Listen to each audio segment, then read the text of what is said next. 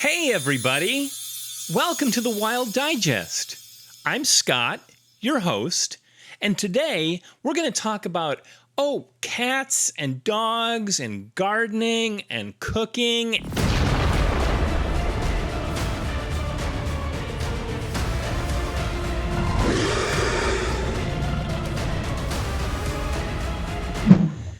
Fooled you. All right, so it's a book haul, ladies and gentlemen. Woo! It's my latest book haul. We're going to call this one our October book haul, or the Haul from Hell. And I'm doing this for two reasons. I did acquire quite a few books over the last few weeks, and I wanted to share them with you.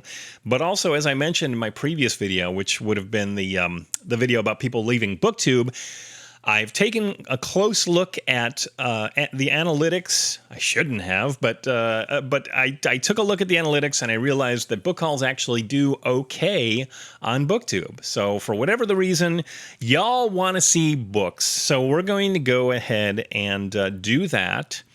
And it's funny. When I was coming up with the idea for doing another book haul video, I was thinking to myself, I've got this big stack of books next to me, and the stuff that I'm about to show you. And I've probably spent no more than like $30 on all the stuff that I'm going to show you. And I think about people who collect a lot of other stuff, whether it's RC cars or video games or shoes or whatever. And those are really, really high investment collections. But we collect books. And I especially prefer paperback books. So minimal investment, high return, I guess. I don't know. I enjoy collecting books. I love the hunt. I love the look of them. Of course, I love to read them. That's the most important thing. And I like the fact that I can pick up some fun stuff for very little money. So it doesn't really ever make me feel guilty for picking up a few books. The only thing that makes me feel guilty is trying to find places to store them. But that's neither here nor there. And at some point down the line, maybe we can do a video about that. But until that point, I do want to go through some stuff that I picked up over the last few weeks. But I do want to start with something connected to one of the first books that I said I was going to be reading for the month of October. It's this one here, The Things That Are Not There by Robert Morgan. This is an occult detective novel. The character is Teddy London. He's a private eye. And this was a lot of fun. And I discovered this sort of out of the blue, as I had mentioned in, I think, my stinking book haul video that I did a few weeks ago. I found this, and then I found three others at the Iliad bookshop. And I had mentioned in a subsequent video that there was a fifth I saw on the shelf, but I passed up on it because it wasn't in great shape. After I read this one and enjoyed it, I did go back and I did grab All Things Under the Moon, which is this one here. I'm not sure where this falls in the order. Let me see if there's anything in the front. There isn't. So this might have been when this one came out. I'm not sure. Oh, no, they show three titles in the book in the cover. Don't miss these. Supernatural Mysteries featuring Teddy London, P.I. It shows those three. Lighting is a little blown out right now. So this may be book 4. I'm not sure. But I don't know if you have to necessarily read them in order. But anyway, I'm glad I got this. All Things Under the Moon is $2.50. Yeah, you can see the spine has got some creasing on there. But it's still solid, and I'll be able to read it. That's the important part. So that sort of begins part of this haul. Now, I've mentioned the Iliad bookshop many, many times. There's another bookstore that I go to called The Last Bookstore, which is located in Studio City, California. I'm in the San Fernando Valley. Both the Iliad bookshop and The Last Bookstore are just a short drive from where I live. So I do frequent those pretty regularly. Now, The Last Bookstore is a gorgeous, gorgeous store. It's a sister or brother store to the big one, which is located in downtown LA. And that's a store that I do not get to very often because it's downtown. It's a pain in the butt. But this particular one I do hit once in a while. And they, like a lot of great shops, have carts out in front that are very much worth a visit. So if you ever are, well, you know what, if you visit any of your local bookshops and they have carts out front, don't skip them. A lot of people will always think that's just the junk books, I'm not even going to bother. do take a look because I find a lot of great stuff on those carts, oftentimes for very little money. The Last Bookstore has 2 carts that are priced $1 each, and then they also have a third cart which is 4 for a buck. And I went through recently and found some fun stuff, so I'll show you some of those and share some information about them as I go through. This first one here, this is Neena Gathering. Neena Gathering. Valerie Neiman. Come on. I swear, these cameras, they just are mad at us. They hate us, don't they? Anyway, it's Neena Gathering. Valerie Neiman Collender is the author, someone I'm not familiar with. It's got a cover by Keith Parkinson, who did quite a few covers back in the day. And it's published by Pageant Books. This one was $1. And the thing about Pageant Books is they were a partnership between Crown and Walden back in the day. And I believe when Crown went into it, they wanted a publishing deal which would allow their books to be distributed in multiple stores, but it really wound up being more or less a Walden exclusive. They published over 100 titles, as far as I know. They did a variety of genres, everything from science fiction to mystery to romance, mostly genre stuff. And this one is science fiction. It's a post-apoc. Digging deeper, I found out that it is classified as YA, even though it looks like a standard mass market paperback. Yeah, this was $1. So I went ahead and grabbed it. When I get in a post-apoc mood, I'm looking forward to reading it, and we'll see where that goes. A couple videos ago, I did a review of Pro by Gordon Dixon. It was a book I was not particularly fond of. If you want to go back and see it, if you haven't watched it, it's kind of a fun review. I didn't much care for it. I didn't like the characters. I didn't like the situation. I didn't like the plot. But I thought it was well written. I think Dixon is a good writer, and I've read other books by Gordon Dixon. On the $1 cart, there was a copy of the Earthlords, again with a Keith Parkinson cover. We've got something going on there. This is published by Ace. Let's see if I can get a publication date on this. 1989 by Gordon R. Dixon. I can't really say much about this one. I know very little about it. See if I did I write any notes about this? Nope, nothing. Absolutely nothing. It was $1. It was in great shape. I went ahead and grabbed it, and I will add it to my Dixon.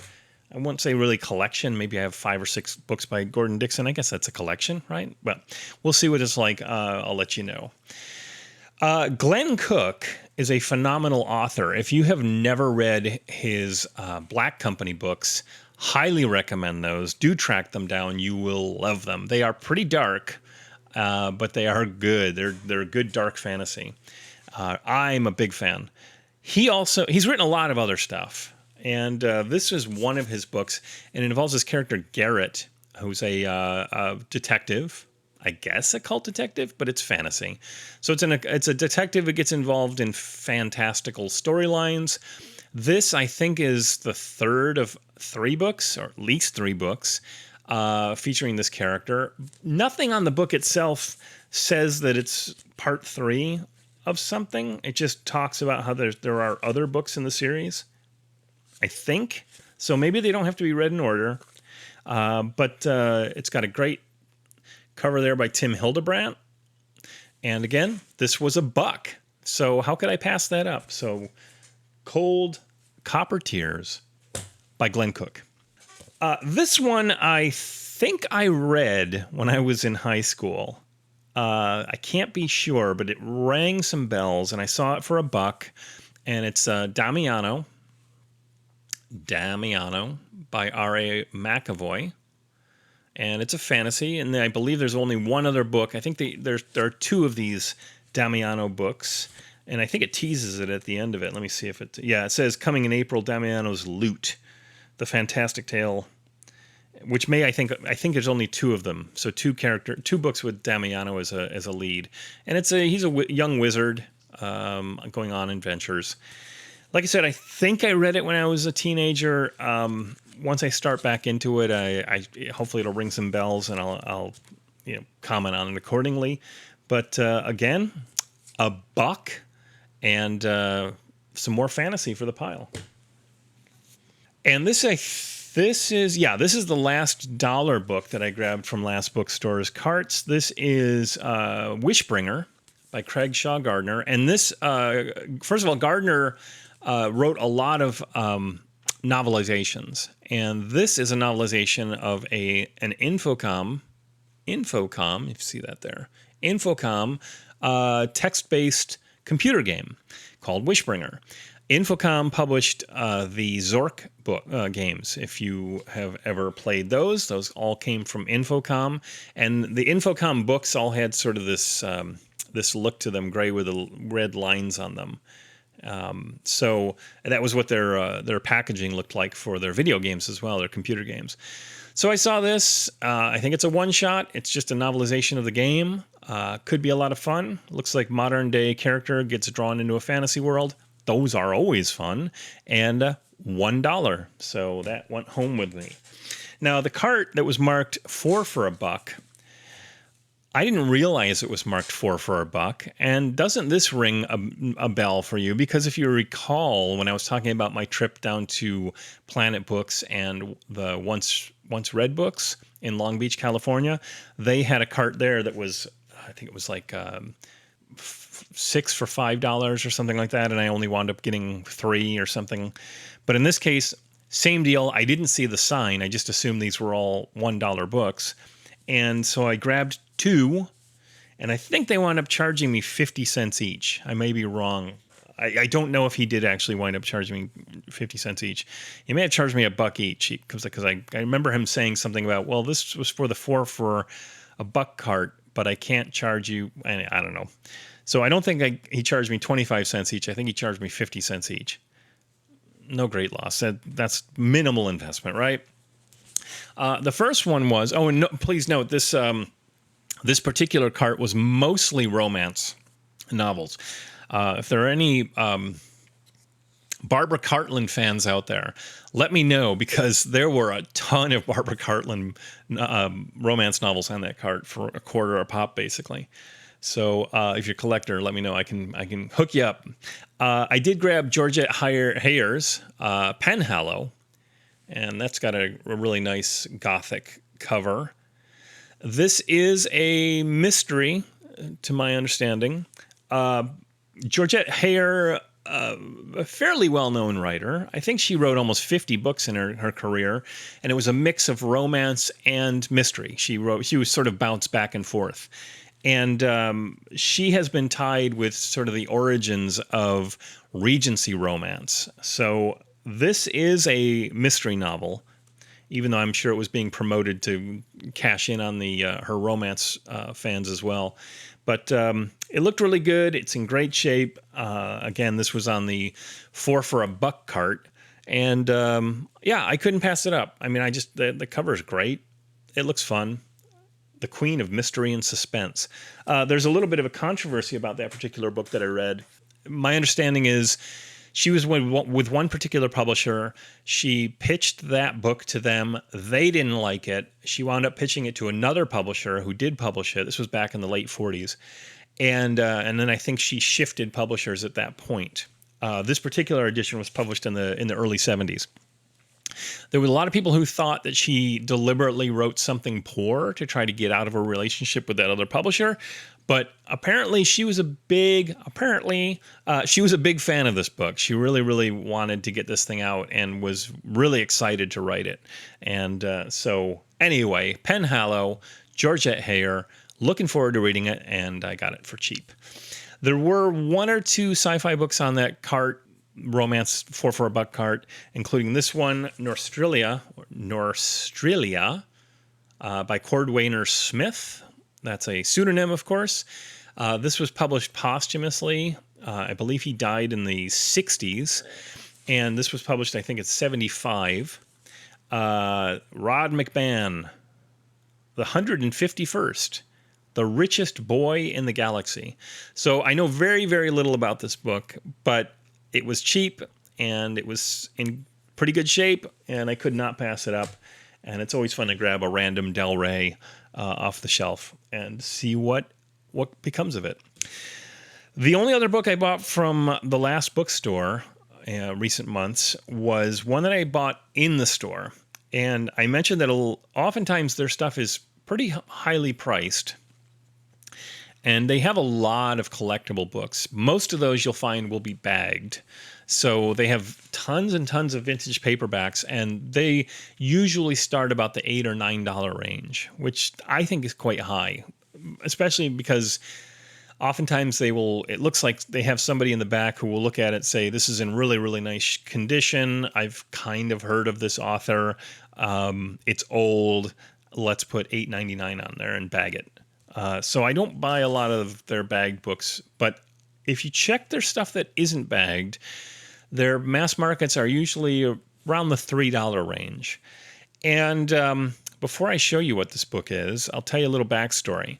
So in the mid-'80s, there was a role-playing game that my friends and I discovered, published by Pacesetter Games Limited out of Delavan, Wisconsin. And the game was called Time Master. And in this particular time travel role-playing game, you played members of the Time Corps that was established in the 32nd century, if I remember that right.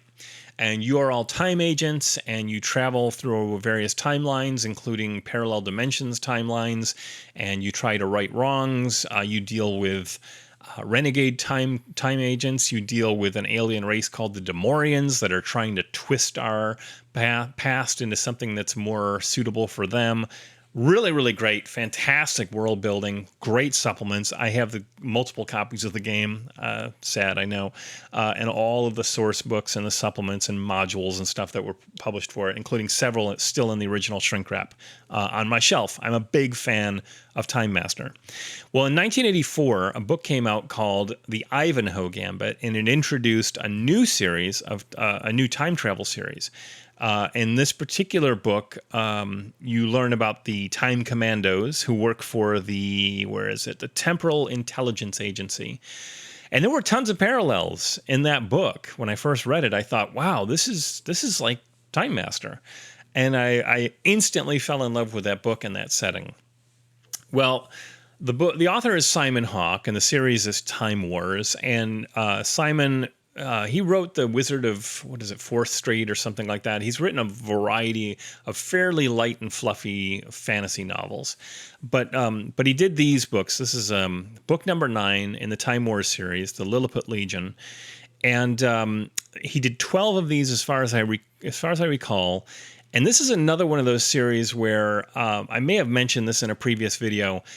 If I discover a series, I don't want to just go ahead and go on eBay and order all the books in it. I prefer the hunt. So I like going into used bookshops, checking the shelves, looking at my list, and if there's something missing, I will grab it. And when it comes to the Time Wars series, I will pretty much only buy them when they are in really, really nice condition, when I need them to fill the gaps in my collection. I currently have, I think, 8 of these, so there are 4 more to go for me to get the whole series. This one was at the last bookstore. It's in brand new condition, as far as I can tell. You can see a nice shine on that surface. And this was $3, so no issue with that. That price is perfectly fair, especially for the condition. So yeah, I now have 8 out of the 12. I have 4 more to go. And these ones have been books that I have just found in the wild. I've never gone out of my way to order any of them online. Silly, I know, I guess, but that's me. Related to that, yeah, because the remaining books here are all books that I've ordered recently. There was another series that I discovered back in the 90s called the Exordium series. And if you're not familiar with those, I'll show you. This is book 1 of the Exordium. This is Phoenix in Flight by Sherwood Smith and Dave Trowbridge. You see that cover there? There we go. And this was the first book, and it's a space opera, big chonker. They're like 450 pages. And I read this close to when it was released, and then subsequently read the second book, Ruler of Naught, Doesn't that look like Catherine Mary Stewart on the cover there? I don't know. Maybe it's just me. This is the second book in the Exordium series. Again, a chonker, like 450 pages. And then I had it in my mind that, well, let's do a similar thing where if I find them on the shelves at used bookshops, I will pick them up. There are 5 total. And it's been years of my trying to hunt those books down. I did eventually find book 3, A Prison Unsought, but I haven't read it. And then I found book 5, like, I don't know, maybe 5 years ago. You'll see that book 4 is missing. So I finally bit the bullet and just decided in my last online order from a seller that I spotted that they had it. It was listed as being in great shape. It was only $2.50. And so I now have book 4, Rifter's Covenant of the Exordium series, which means I have all 5, which is like 2,500 pages worth of material. And looking forward to finally reading the whole series down the line. Now, I do recall that the first 2 that I read were very entertaining, not earth-shattering, and they had a really good sense of humor about them, and that was one thing I really enjoyed about them. So if anything, it'll be entertaining, light, fluffy, humorous, space opera, sci-fi, science fiction fun. So anyway, that's now a complete series on my shelf. I'm very happy to have that. For $2.50, I finally completed a 5-book series. Speaking of series, another thing that I ordered, and I did order this all in one go because I didn't want to forget it, and I saw that the prices were right on these particular books. And I'll tell you how I found out about these. I was looking on a website that listed my role-playing game, Pine Box Middle School. And there was literally one of those, if you enjoyed this, you'll enjoy these books kind of a thing. It's always fun to see that linked to something that I've written. So there was if you enjoyed Pine Box Middle School, you'll enjoy this. And there were a whole bunch of sort of middle grade YA books about kids hunting supernatural or battling monsters, whatever. One of them was Spirit Hunters by Ellen O. And this came out, I think, in like 2017 or something like that. And it was very highly regarded, and it seemed to fit the bill. It seemed to be something that was very much based on the description, very much if you like the Pine Box role-playing game, or Pine Box Middle School role-playing game, you will enjoy this series. So I looked into it, realized that there are 3 books so far. The last one was written in 2022, so it's possible there may be more coming. I'm not sure. But I did get the first one. I got the second one, The Island of Monsters. And I got the third one, bizarrely in hardcover. I don't know how that happened. But this is Something Wicked. And I'm really excited to have these and to read them. And I'm thinking I may insert the first one into my TBR for the month because I just feel like it might be a really, really suitable book to read and a light and fun one to read for spooky season. So I got those, and those were all like $2-3. I think the hardcover was $3.50, and the paperbacks were like $2 something. So again, not spending a lot of money on these guys. The last thing I want to show off that I just got. I had seen videos by Paul with Geeks Love Dogs and also Brian with Bad Taste Books. Both of them showed off this book. Both of them, I think, referenced each other in the videos and talked about the possibility of doing a buddy read at some point. And when I saw this book, I absolutely had to leap on it and grab it. And it was this, The Architect of Sleep. This is the one with the raccoon man on the cover, with his like Wolverine claw, and by Stephen Boyette. I've since looked into Stephen Boyette. He's still around. I don't know if he's writing. It's possibly still writing, but he's up in the Bay Area, up in San Francisco now. Used to live down like just 20 minutes from me, based upon the references I've seen. He thanks David Gerald in the front of the book. I'm a big David Gerald fan, so that's kind of cool. And I've since found out he is a DJ. Huh? So if you want to check out his music, I'll link it below. It's it's pretty good. The mixes are really excellent if that's your kind of thing. Yeah, I have the Architect of Sleep. Paul, Brian, let's read this stinking thing. Maybe we can do this in like November or December and finally get it read and discussed. That is it. That is all the stuff I've picked up over the last few weeks. Like I said, grand total of like $30 for some really, really cool stuff, and filling some gaps in my collection, and also just adding a few new items to the mix. So that's what I picked up. I will probably try to just do like book haul videos once a month at this rate, unless, of course, I find something amazing that I need to share with you. But that's going to be it for this month, for October. Just FYI, I'm hoping to have something else come up soon that'll touch base on stuff I've read so far this month, my TBR. I have a new poem dropping on Friday, so if you're interested, you can give The Witch a watch. Ha! The Witch. Anyway, that's coming up Friday morning. Next week, I will be out of town. I'm going to be in Madison, Wisconsin, attending Gamehole Con, which is a big tabletop role-playing game convention. If you're in the area, come by. It's an awesome convention. I went to it for my first time last year, and obviously it was good enough to make me get on a plane and go back again this year. I'll be running a couple of games, playing a bunch of games, and just hanging out with all my friends and having a great time. So if you're in Madison and thinking of wanting to do some gaming, I cannot recommend Gamehole Con highly enough.